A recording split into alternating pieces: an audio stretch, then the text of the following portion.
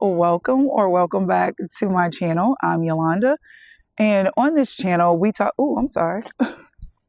We talk all things health and wellness for women over 40. I know it's been a minute since I have come on here with a video, and I just wanted to kind of share a life update, if you will, and welcome those of you who are new. I'm trying not to flash, y'all.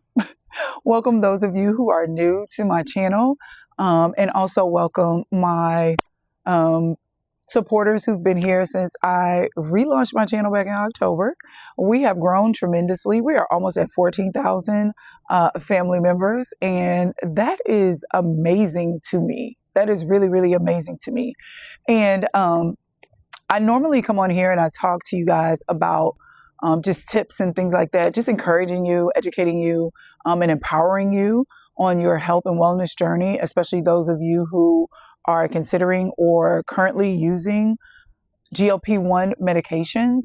I use GLP-1s. I leveraged it as part of my health transformation journey. Also, I had a bunch of other illnesses starting this time last year, July of last year. I was really, really sick. I weighed almost 250 pounds and I'm 6'1", in menopause and was struggling with my weight. I'm a former athlete. So I was doing all the things I knew to do, but nothing was working. So I leveraged GLP-1s and was able to use them from July of 2024 to March of 2025 and to lose 82 pounds. And I took my last shot in May of this year. And so I've transitioned off the medications and focusing now on just my nutrition, building my muscle, which I'd already done that. So I work out just about every day. I'm starting a new supplement regimen routine that I'm going to share with you guys here in a second. And actually, I have it right here. So I've struggled with supplements, just taking them because I don't want to take no pill that big. Like I can't, and then it's like 8 of them.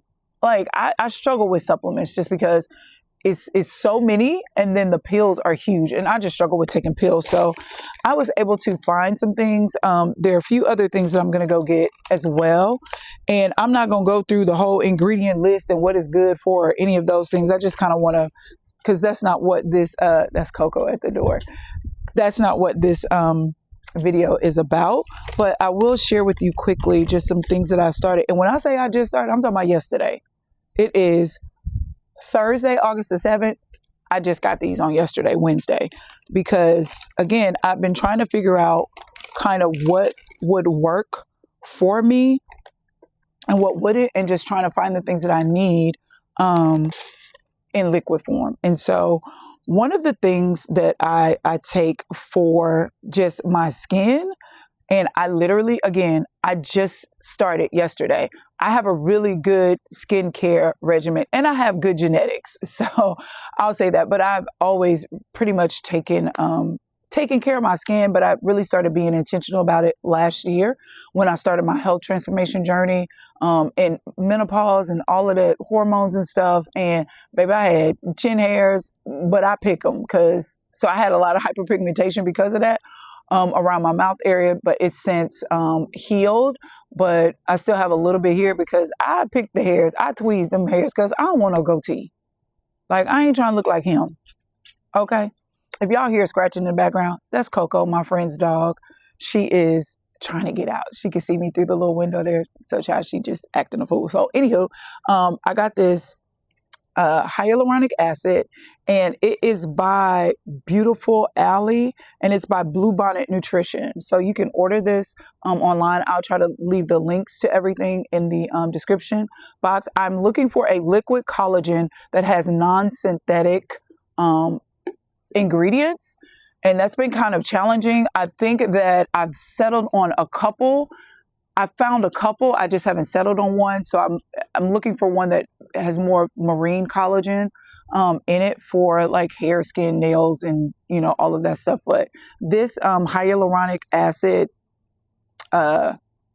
drink is for to help you have a youthful appearance, because Hyaluronic acid is present in every tissue of our body. So this is kind of like a lubricant to help create a more supple, luminescent, and youthful appearance. So, and it tastes good. This is berry flavor. I don't know what other flavors they had, but that's the flavor I got. And then I have flaxseed and black seed oil. It's a mixture. So it's black cumin seed and flaxseed oil blend. I also have liquid B12, chlorophyll, and ashwagandha, and vitamin D3. There was a liquid multivitamin that I'm going to go back and get, and also the liquid collagen drink. So that's my supplement regimen. And I'm visiting friends in Maryland, and my friend has an herbalist, so she took me to see her herbalist, and so that's where I got the supplements from. But I just kind of wanted to come on and talk about, just share a little bit of, I don't know, encouragement, especially for my ladies who are over 50. And you may be struggling, trying to figure out, God, what's next? Not even what's next, sir, what's now? What am I supposed to be doing at this stage of life? And oftentimes when we meet people, we meet them on the other side of struggle. We meet them when they've already gone through their valley season, and they can talk about how bad it was or how challenging the season was. And we never really get to see the middle part. And I'm not saying that you should tell all of your business, but I do think, especially if you're a Christian, you follow Jesus, in the Word of God, it says that they were overcome by the blood of the Lamb and the word of their testimony. Like, testimonies are used to glorify God, number one, and to show others, especially non-believers, the power of God and the power of the Holy Spirit, the power of Jesus Christ, and how surrendering and submitting your life, how he helps guide you through those difficult moments, brings you on the other side, helping you to develop your character, even when you mess up. Baby, some of this stuff we suffer from is self-inflicted wounds, okay? And we ask God to help us, and he's so good that even when we mess up, when we put ourselves in these situations, he is so good and so merciful to come alongside us and help pull us out of these holes that we've so diligently dug for ourselves. And so I just wanted to kind of share behind the scenes. Like I said, we don't always see where people are in the middle, but I do think it's important that you document your process and that you allow people to see, so they don't put you up on a pedestal as if everything is perfect and, your life is perfect. You don't have any struggles or anything like that. To give them hope, not to be messy or to tell all your business, but to give people hope, because what the devil does a really good job of doing is he makes you feel like you're the only one going through what you're going through. He makes you feel like you're crazy, or you should know better, or you should be further along by this time, or you knew better than to get in a relationship, or you should have took that job, or you spent all your money. Like he condemns us. And that's not God. God convicts, the devil condemns. And so conviction is when you have a heart for repentance, when you are sorry, when you are sorrowful, when you feel bad and you really want to make a change, and God convicts you to remind you that, hey, we don't do that. You're my child. You don't have to do that. You could come to me. And so what we as Christians have to be able to do is to sit in those hard moments and to allow the process to take its course, to take our minds and our eyes off of the outcome that we want, or the outcome that we desire, and just focus on locking in on the process and focus on becoming, letting God work out, prune you, and get all of that junk and stuff out so that you can walk in the fullness of who he's called you to be and the blessings that you've been praying for all these years. And so when I met you guys back in October, I was laid off from Nike in March and moved back to Dallas from Portland. I had to stay with my sister for a little while. Then I eventually got my own place and was working for a startup manufacturing company doing leadership and training and development. And extremely underemployed. And so I have kids. I have a set of older kids. My oldest child is 32. My middle daughter's 28. And then I have the twins who are 17. They're graduating high school next year. And so it's a boy-girl twin. So my son is the only boy and he's the youngest. And so it's been a lot of challenges, like behavior issues with them, and especially him. So it's been really, really challenging. His father isn't in the picture, and that's on him. And I let God deal with that. So it's just been a real challenge. If you're a single parent, you understand, like, there are no breaks. And this isn't a woe is me thing. It's just everything falls on you. Even when they're dealing with the rejection of the other parent, the absent parent, like all of that blowback falls on you, and you're responsible for, the nurturing and the disciplining and the teaching and the coaching and the development. And, it becomes a lot. Then you're dealing with your own stuff. And so when I met you guys back in October, I was underemployed. So I was struggling to make ends meet, even with all of my accolades and all of my education and all of my experience. God revealed to me that he closed doors. Like, it wasn't a market thing or economy thing. And I'm the type of person, I feel like this because I know how big God is, and I believe in him, and I know that he's bigger than the market. So let me pull this down some. So I don't believe in that, it's just the climate or the job. Like, I don't, because God can give me whatever he wants me to have. He can give you whatever he wants you to have. Like, God is bigger than the job market. I just believe that he's bigger than anything. And so when I was praying, I remember crying to one of my mentors at the time. And I was like, I'm applying to all these jobs. And I just keep getting rejection after rejection after rejection. Like, I was like, if I dumb my resume down anymore, ain't nothing gonna be on there but my name, my phone number, my email address. Like, I can't take nothing else off. And so he finally told me, he said, Yolanda, please, baby, leave them folks' jobs alone. He said it just like he said, leave them folks' jobs alone. Like, stop applying to those jobs and just lean into the Lord. Like, spend time with him. Let him be your provider. Let him be your everything. He's your source and your resource. So just lean into him to see what it is that he wants for you. He'll provide for you and all the things. And so from, I would say, around November through May, y'all, when I say manna from heaven, I mean manna from heaven. When I say every door closed, now I did do television, so I'm a college basketball analyst, so I did do that, but it didn't pay like a whole lot, and so I was just trying to figure out what, God. So I ended up in March, I started posting like just pictures of my weight transformation, because I didn't realize how fat I was, because ain't nobody say nothing. Like, they was just letting me walk around looking like a big overweight sponge, and nobody said anything.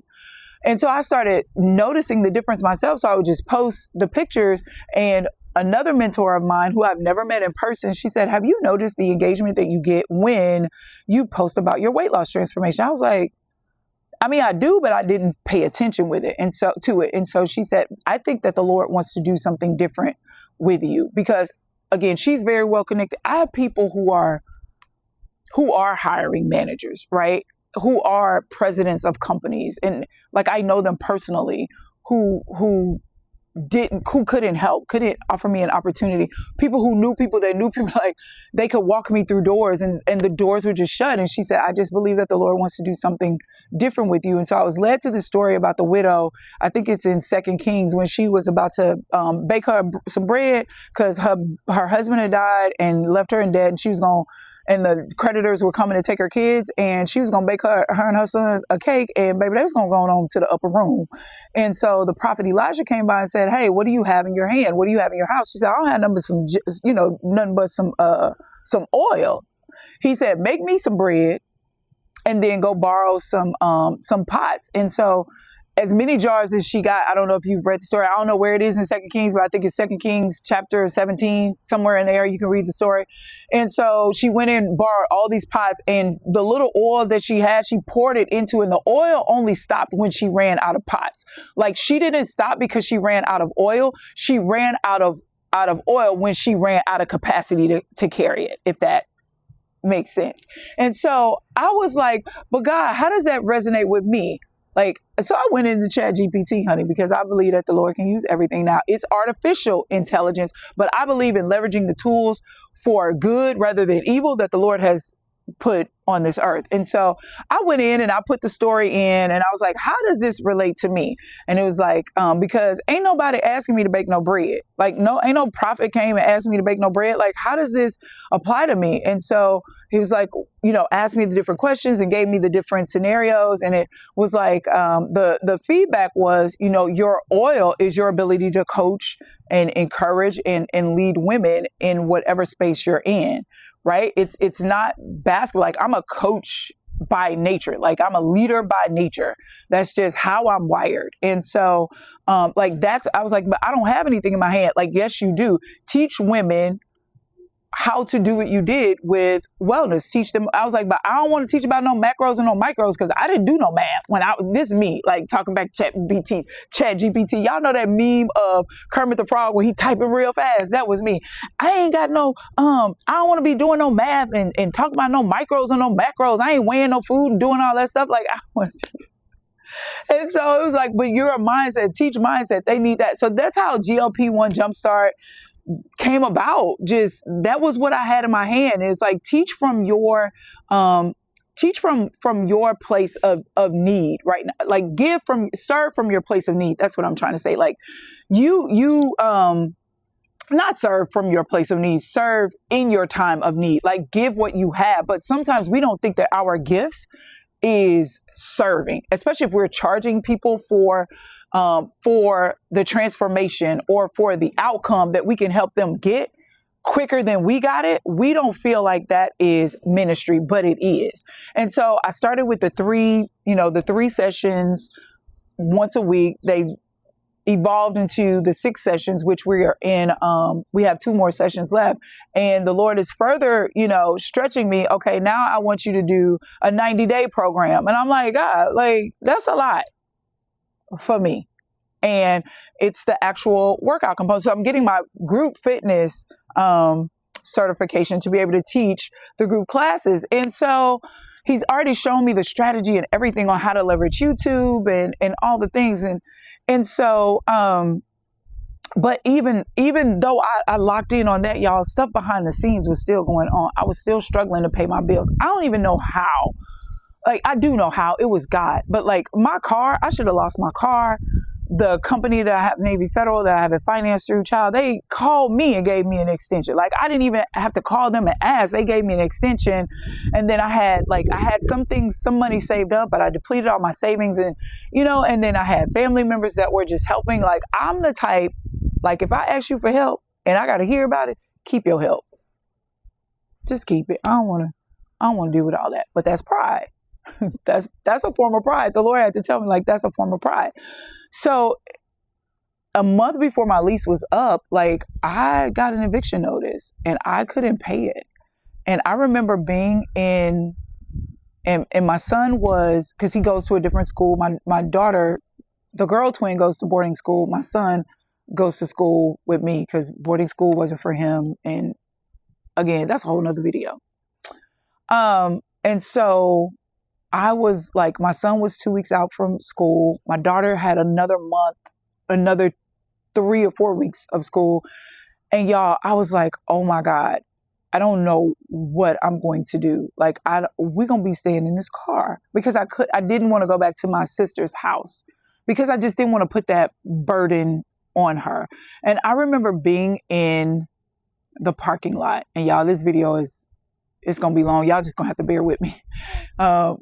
I want to make sure that God gets the glory. I don't want you to think that I'm some kind of superhero because I'm not. I just want you to see how God shows up and also to encourage you to stay in the fight and what that looks like in real time.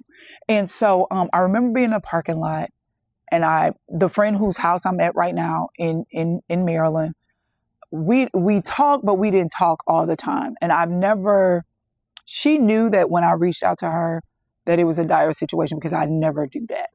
And they're doing well. They're very generous people. They've helped so many people. They're so amazing. The entire family is just amazing. Not perfect, but just amazing. And so I remember like calling her. And I said, listen, I'm not okay. I was crying. I was crying so hard. And this was in May. It's August. So that was May, June, July, August. That was just 3 months ago. I was in the parking lot. I said, I'm not okay. I felt like I was in despair. I felt like I didn't say it with my mouth, but I felt like God had just like left me. And I was like, Lord, I'm doing everything. I'm trying not to cry, y'all. I was like, God, I'm doing everything you asked me to do. Like, I don't have sin in my life. Like, I'm not perfect, but I'm not like out here living in sin. Like, I was, when you bring something to my attention or when I feel convicted, I come to you, I repent. I'm trying to serve and motivate and inspire people. I'm raising kids. I'm trying to teach them about you and still show up for myself. Like, I don't get it. Like, I don't get it. Like, God, you God, like, why won't you let me have a job? Why won't you let me have a job? Like, I need to take care of these bills because, Navy Federal, Bank of America, AT&T, baby, they don't want no prayer and supplication. They don't care nothing about how called and anointed you are. They don't care nothing about that. They want cash, credit, or debit. That's all they care about. And so I remember crying out to her. I was like, we about to be in this car, living in this car. And she said, what you not going to do is be homeless. So when the kids get out of school, y'all come here and we'll figure it out from there. Thank God for real friends. Thank God for family that ain't blood. You know what I mean? I know that there are people who were in my situation who don't have anybody to call. And I didn't even want to call.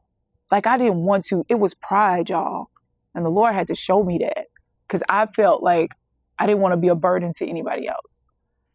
And when I shared that with her, it almost made her, she was upset. She was like, if we are not here to help each other, if God blesses us with the means to help each other and we don't do it, what's it all for? He could just take it back, right? So I'm so grateful that I even got to the point and dropped the pride and humbled myself and called her. And so my kids and I, the twins and I, have been here since May. And I've applied to jobs. She's one of those people that can, open some doors. Even she hasn't. And God showed me, like, it was me. And when I'm ready for you to have that, then I will. And in the midst of this, like back in January of this year, I interviewed for an assistant coaching position with a WNBA team. I was offered the position by the head coach. I was told to tell my family members and everything, celebrate and woo woo woo. He said, talk to the GM. Once you finish talking to the GM, then I'm going to send you over to legal so you can get your contract, because we had already been in communication. I had done scouting reports. I had done development plans for post players, because that was my, when I was a head college basketball coach, award-winning head college basketball coach. And when I played in college in the WNBA, I was a post player. Even at 6'1", I was undersized, but I was a dog. That's another story. And so, so I had already been working with him. And then after I talked to the GM, which I kind of knew, she's one of those women, you know how some women want to be the only one. They don't want another female that could possibly come in and take a little bit of shine or whatever. She always gave that energy. I don't know why with me though, because I just be wanting to do my job. But you can't help, what God put on you. And so, I talked with him, talked with her, and a few days later, he's like, listen, we can't move forward. And he talked around the situation, but, it wasn't him. They offered me another position, a different position, and then that one was kind of rescinded too. And so, of course, that's what led me into the, Jesus, what is it kind of moment. And so last month, in June, I actually interviewed for a position with the league office, the WNBA league office. And I went through 3 rounds of interviews only to get, and was kind of assured or reassured along the way that I was, their pick.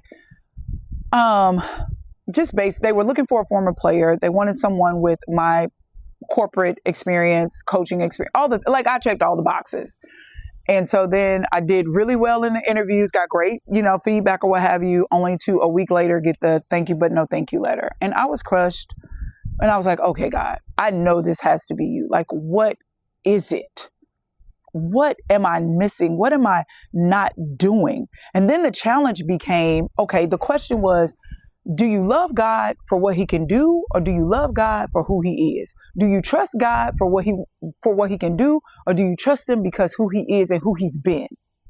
Right? So those moments had me to look inwardly and say, okay, why am I really in relationship with God? How is my relationship really? I really had to look at myself and be like, okay, are you okay? We say, Lord, if you don't do anything else, you bless me enough. Do we really mean that? Especially when we need stuff.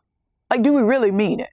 And so I learned that this process has been really, it has been about my relationship with God and really seeing him for who he is and loving him for who he is and not for what he can do. And also understanding who I am in him and still being able to show up regardless of what the situation looks like on the back end. So I know I'm not the only one.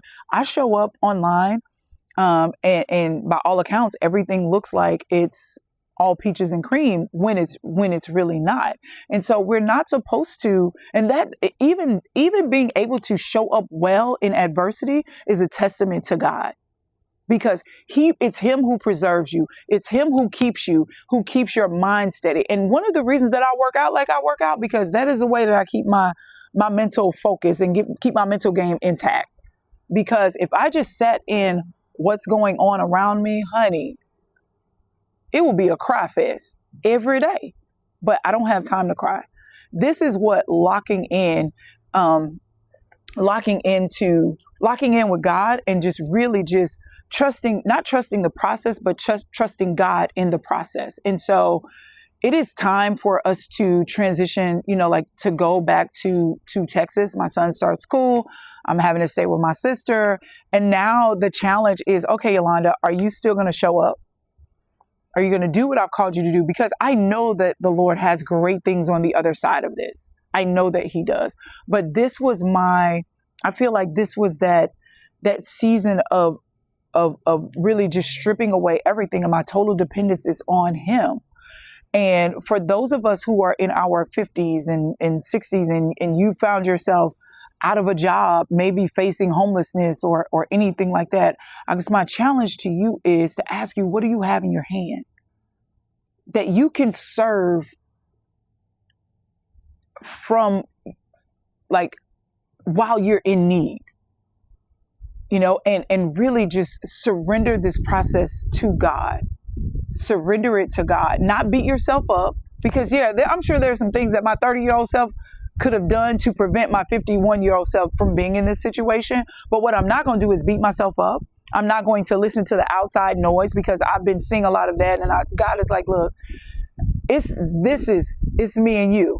And so I have a lot of opportunities. Like, I've been getting deals from different companies to partner with them, some paid, some not. So one of the reasons why I'm dressed up is I had some coaching calls earlier, but I also have have some content that I have to film. Now, the sponsorships aren't big dollar sponsorships, but don't despise small beginnings, because small opportunities turn into big opportunities depending on how you handle them.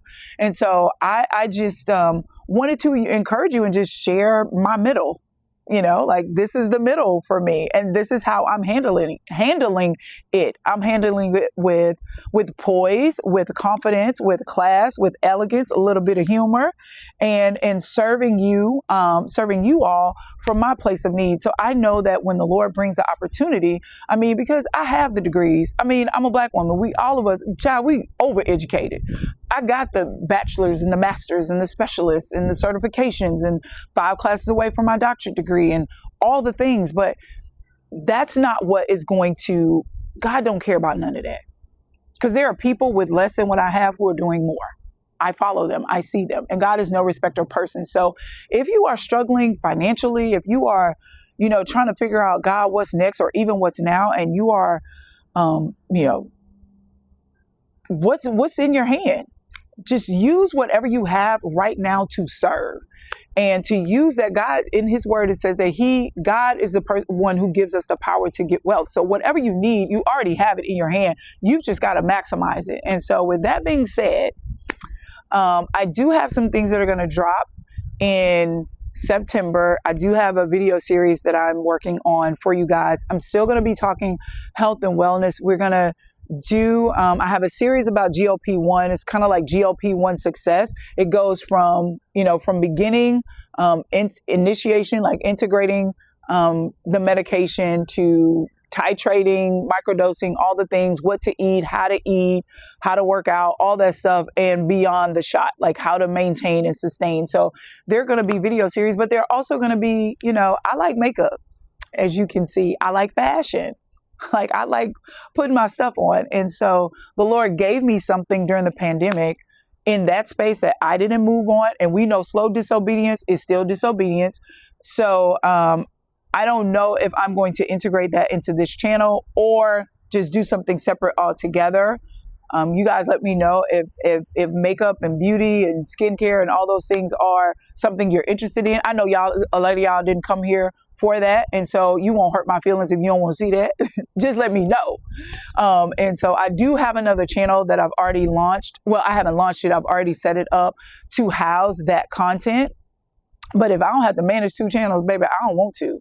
So if that is some content that you guys, because beauty and wellness, they all go together, and well-being and how you show up and how you dress, all of that is a part of, how we look and feel and how we're able to carry out our purpose, because the way you look matters, how you present yourself matters. And it's all strategically designed for you to carry out the specific assignment that you were created for.